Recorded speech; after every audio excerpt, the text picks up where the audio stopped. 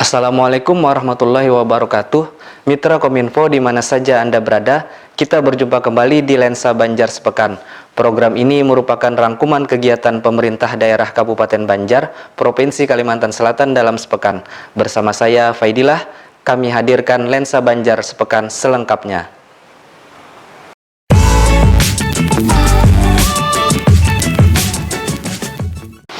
Mitra Kominfo, Kementerian Koordinator Bidang Politik Hukum dan Keamanan dan Kementerian Dalam Negeri menggelar rakor refleksi dan proyeksi pelaksanaan Pilkada serentak tahun 2020 secara virtual.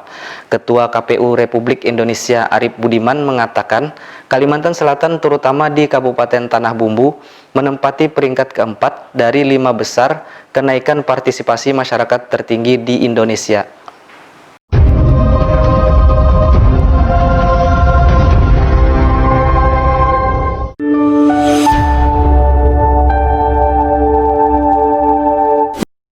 Menko Polhukam dan Kemendagri secara virtual melaksanakan rakor refleksi dan proyeksi pelaksanaan Pilkada serentak tahun 2020.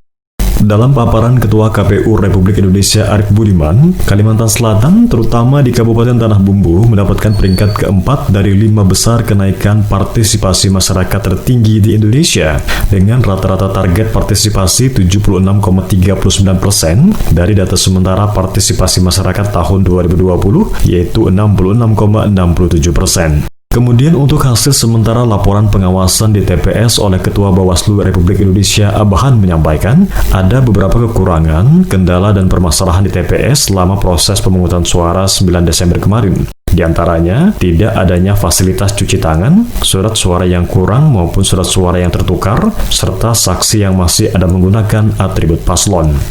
Menko Polhukam Muhammad Mahfud MD mengatakan bahwa dalam poin partisipasi pemilih dalam refleksi Pilkada serentak tahun 2020, salah satunya adalah berdasarkan data Siwaslu atau Sistem Pengawasan Pemilu dari Bawaslu Republik Indonesia, bahwa penggunaan hak pilih pada pemilihan gubernur sebesar 82%, sedangkan pada pemilihan bupati dan wali kota sebesar 83%. Melda Umar, Kominfo Banjar, melaporkan.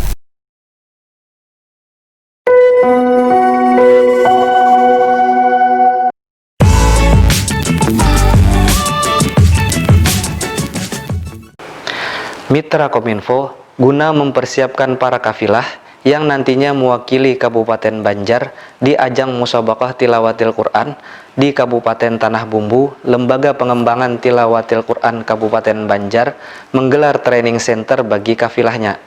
Training center kafilah Kabupaten Banjar dalam persiapan MTQ ke-33 di Tanah Bumbu pada bulan April 2021 mendatang, dilaksanakan dari 14 sampai 17 Desember 2020, diikuti sebanyak 47 peserta.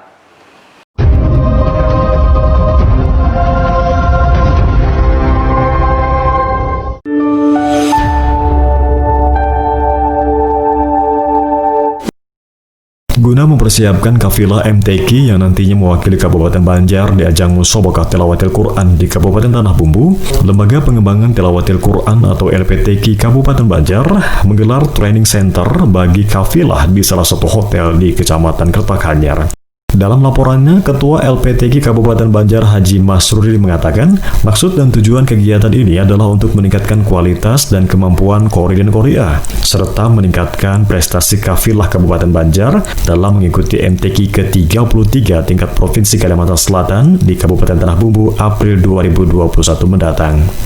Masruri menambahkan, ada 8 cabang lomba yang diikuti. 1. Tilawah untuk anak, remaja, dewasa, dan tunanetra. 2. Qiraat, yakni murattal dan mujawwad. 3. Tahfiz, 1 juz, 5 juz, 10 juz, 20 juz, dan 30 juz.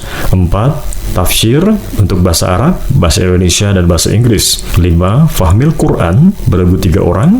6. Syahril Quran, beregu 3 orang. 7. Khatil Quran, untuk naskah, hiasan, mushaf, dekorasi, dan kontemporer. Dan yang terakhir 8, yaitu makalah ilmiah Al-Quran. Dalam kesempatan tersebut, Bupati Banjar menargetkan kafilah Kabupaten Banjar dalam MTQ di Tanah Bumbu nanti minimal dalam satu cabang ada yang juara. Tentu ini meningkatkan prestasi dari kafilah selama ini dalam pelaksanaan MTQ sebelumnya. Ini kan mengadakan training latihan terus-menerus. Mudah-mudahan kita akan berhasil. Ya minimal satu cabang itu ada yang juara. Yang selama ini kita harapan ya terus harapan itu bakal ditingkatkan lagi. Dan semua kepada talent center para peserta training ini supaya mereka mengikuti dengan baik untuk dan belajar bersungguh-sungguh untuk kita menuju keberhasilan kita sebagai kafilah MTQ Kabupaten Banjar yang akan datang. Terima kasih. Training Center Kafilah Kabupaten Banjar dalam persiapan MTQ ke-33 di Tanah Bumbu pada April 2021 mendatang dilaksanakan dari tanggal 14 sampai 17 Desember 2020 diikuti sebanyak 47 peserta. Feven Hendra, Kominfo Banjar, melaporkan.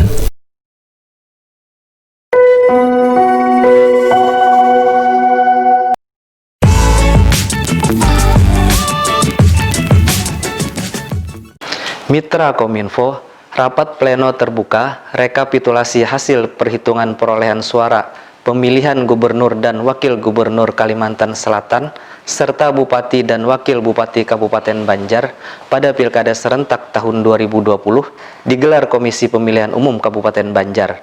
Ketua KPU Kabupaten Banjar Muhaimin mengatakan, rapat pleno terbuka ini merupakan proses yang teramat penting bagi bangsa dan negara untuk memberikan kepastian hasil dari pelaksanaan pilkada.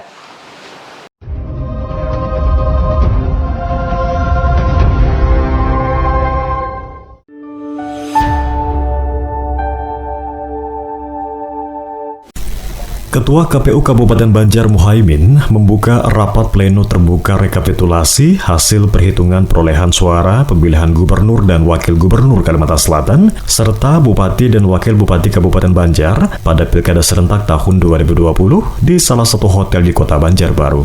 Menurut Muhaimin, rapat pleno yang berlangsung hingga 16 Desember mendatang merupakan proses yang teramat penting bagi bangsa dan negara, yakni untuk memberikan kepastian hasil dari pelaksanaan pilkada. Sejauh ini, rapat koordinasi dilakukan pihaknya dengan semua PPK untuk melaksanakan tugas dengan amanah, sebaik-baiknya tanpa ada kepentingan apapun. Sementara itu, Komisioner KPU Provinsi Kalimantan Selatan, Edi Eriansah mengatakan, rekapitulasi hasil perhitungan suara ini menjadi hal yang terpenting dan harus dilaksanakan untuk memberitahukan hasil perolehan suara dengan harapan sesuai SOP. Menurut Edi, rangkaian harus dilakukan transparan, akuntabilitas, dan tidak ada hal yang ditutup-tutupi. Sementara terhadap para saksi, jika merasa keberatan, bisa dikemukakan disertai dengan data dan bukti sehingga dapat ditindaklanjuti bersama. Untuk rapat pleno proses rekapitulasi hasil perhitungan perolehan suara ini, PPK Alu-Aluh mendapatkan jadwal lebih awal, disusul PPK kecamatan lainnya hingga 3 hari ke depan. Disaksikan para saksi dan tim pemenangan dari paslon gubernur dan wakil gubernur Kalimantan Selatan dan tim pemenangan paslon bupati dan wakil bupati Kabupaten Banjar. Roni, Bagus, Kominfo Banjar, melaporkan.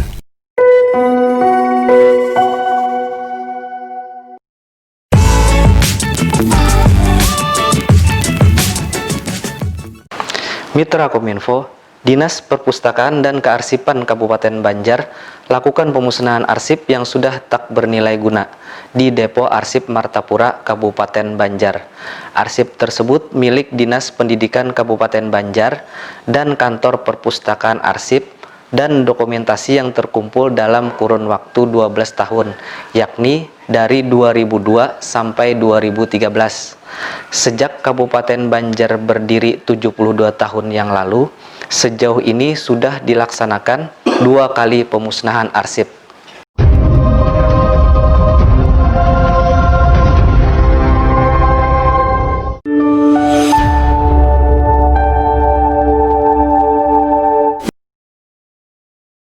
Dinas Perpustakaan dan Kearsipan Kabupaten Banjar melakukan pemusnahan arsip yang sudah tidak bernilai guna di Depo Arsip Martapura Indrasari Kabupaten Banjar. Arsip tersebut milik Dinas Pendidikan Kabupaten Banjar dan Kantor Perpustakaan Arsip dan Dokumentasi yang terkumpul dalam kurun waktu 12 tahun, yakni dari tahun 2002 sampai 2013. Pemusnahan dilakukan secara simbolis oleh Sekda Banjar Haji Muhammad Hilman dengan cara dicacah. Disaksikan Kepala Inspektorat, Kepala Bagian Hukum Sekda Banjar, PLT Dinas Pendidikan, serta Dinas Perpustakaan dan Kearsipan Kabupaten Banjar. Sekda Banjar Haji Muhammad Hilman mengatakan, sejak Kabupaten Banjar berdiri 72 tahun yang lalu, sejauh ini sudah dilaksanakan 2 kali pemusnahan arsip. Pemusnahan arsip ini diatur oleh Undang-Undang Nomor 43, karena arsip ini adalah bagian dari sejarah dan juga bagian dari masa depan. Hilman menambahkan, arsip yang dimusnahkan adalah arsip yang tidak bernilai lagi, sehingga ada ruang kembali untuk arsip-arsip yang baru.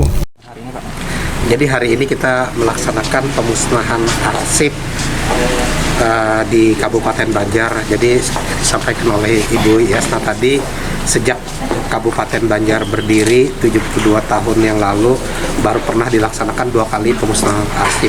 Jadi berapa banyak dokumen yang menumpuk semestinya. Tapi ini juga jadi catatan bagi kita semua. Pemusnahan arsip ini ada aturan yang mengatur, Undang-Undang Nomor 43. Nah, tidak sembarangan memudahkan arsip, karena arsip ini adalah bagian dari sejarah dan juga bagian dari masa depan kita. Jadi yang dimusnahkan saat ini memang yang sudah tidak bernilai lagi, dan itu sudah tercatat dokumen-dokumen apa, hingga kita bisa ada ruang untuk arsip-arsip yang lain. Yang pasti manfaat dari arsip itu sudah tidak bernilai, hingga dimusnahkan untuk kita memberikan ruang menyimpan lagi arsip-arsip baru yang akan dimasukkan ke dalam gedung ini. Kalau tidak, sungguh luar biasa penumpukannya.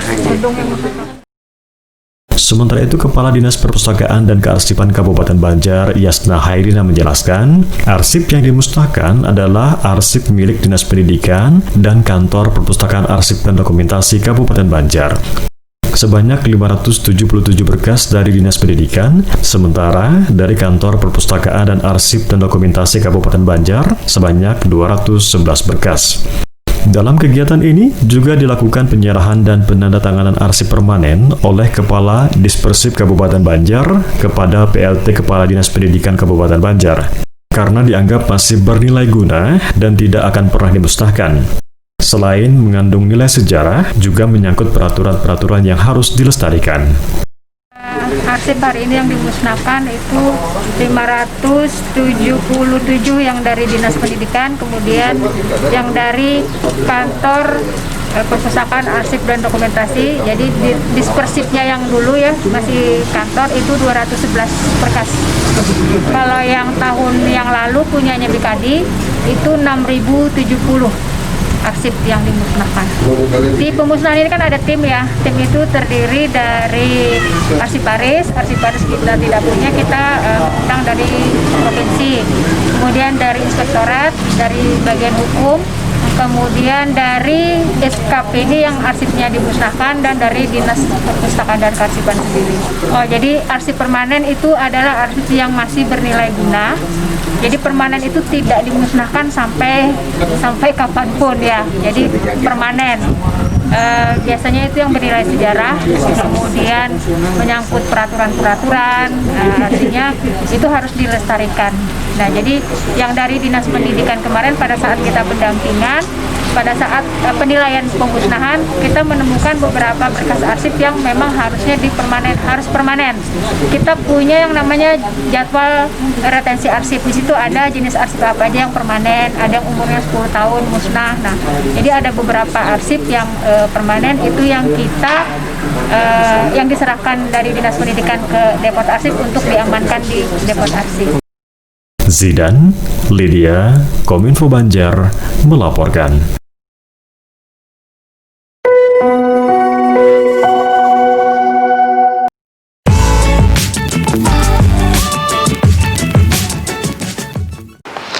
Mitra Kominfo, Sebagai salah satu desa penghasil singkong yang ada di Kabupaten Banjar, tak heran jika desa Cindai Alus juga memiliki sejumlah pengusaha keripik singkong.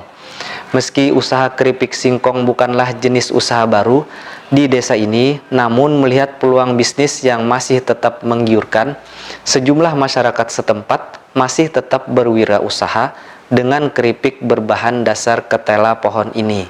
Mitra Kominfo, kami akan mengajak Anda untuk melihat pengolahan keripik singkong yang diproduksi oleh warga desa Cindai Alus, Martapura, Kabupaten Banjar. Berikut ini kami hadirkan liputannya dari tim Banjar Kreatif Martapura untuk Anda.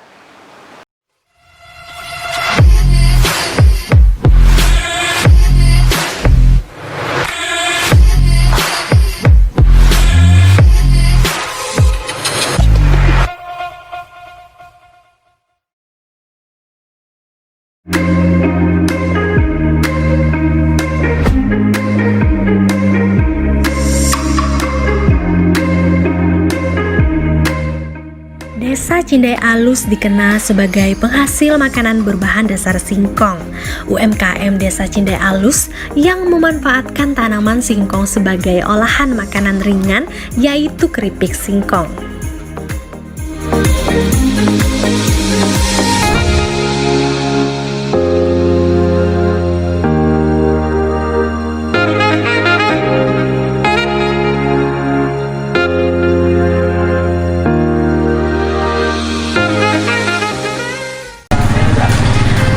Kreatif, sekarang saya berada di Desa Cindai Alus, Kecamatan Martapura, yang mana di sini memproduksi makanan berbahan dasar singkong.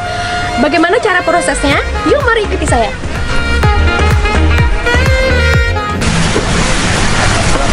Halo Mas, Assalamualaikum.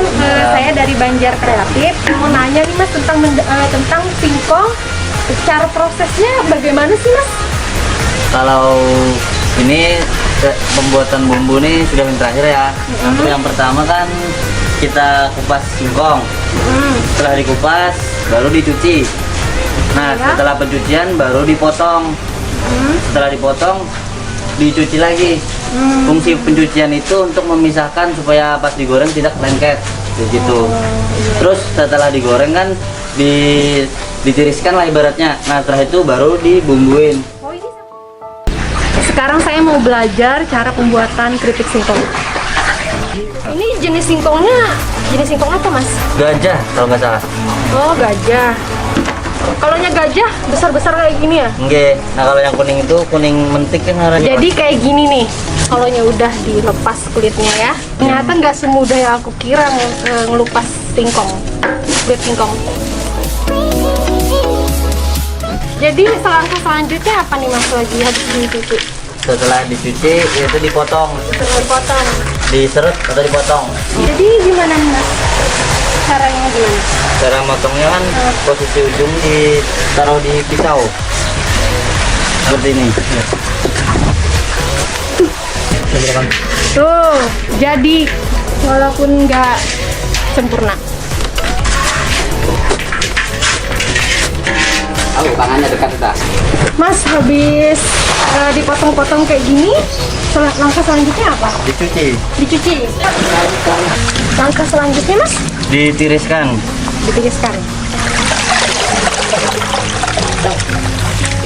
Taruh kayak gimana?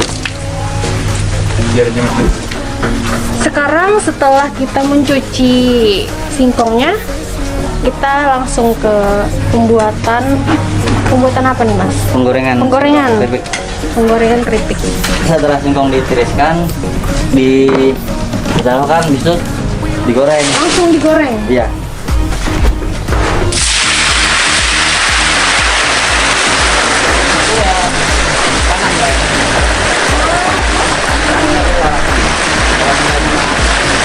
Kenapa harus pakai ini Pak? Nggak menggunakan kompor gitu?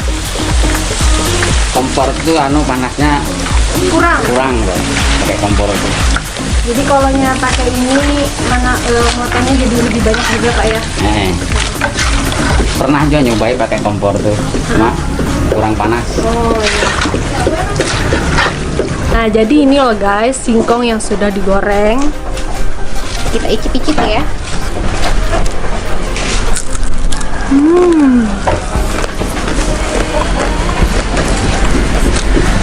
Rasanya enak banget, gurih. Jadi Mas, satu kemas ini berapa harganya? Harganya 10.000 10.000. untuk satu kemasan. Kalau yang kayak gini Itu per kilo?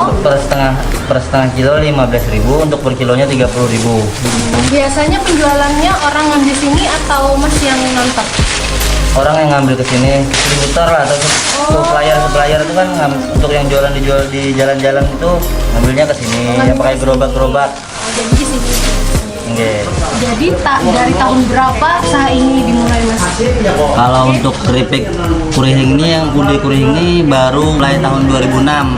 Tapi kalau alasan kenapa membuat keripik, itu dulu orang tua sudah pernah membuat usaha keripik di tahun 95 lah ibaratnya. Tapi karena salah pemasaran, akhirnya tutup. Terus pas tahun 2006 kenapa terpikir lagi buat usaha keripik? Karena modalnya kan nggak terlalu banyak. Apalagi di Cindealus ini banyak petani singkong. Nah, untuk usaha awal saya dulu pakai singkong sendiri.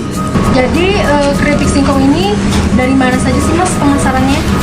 Kalau untuk pemasaran, ini ada yang ngambil-ngambil gitu loh, buat dijual per kilo, ada juga yang dikemas kembali kayak gitu. Dan terus kalau yang per kilo, kadang-kadang kan kayak dari Banjarmasin, daerah-daerah lain tuh, Banjar, Martapura, itu ngambil buat dijual kembali gitu. Yang dijual di gerobak-gerobak di jalan.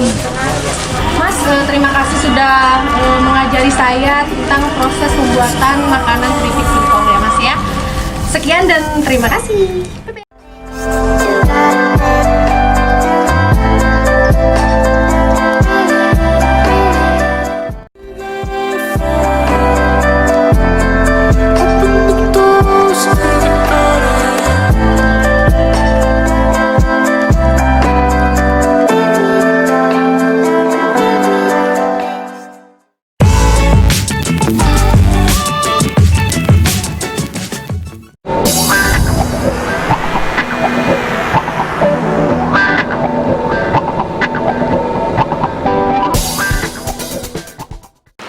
Mitra Kominfo, informasi terakhir tadi sekaligus menutup perjumpaan kita di Lensa Banjar Sepekan untuk edisi kali ini.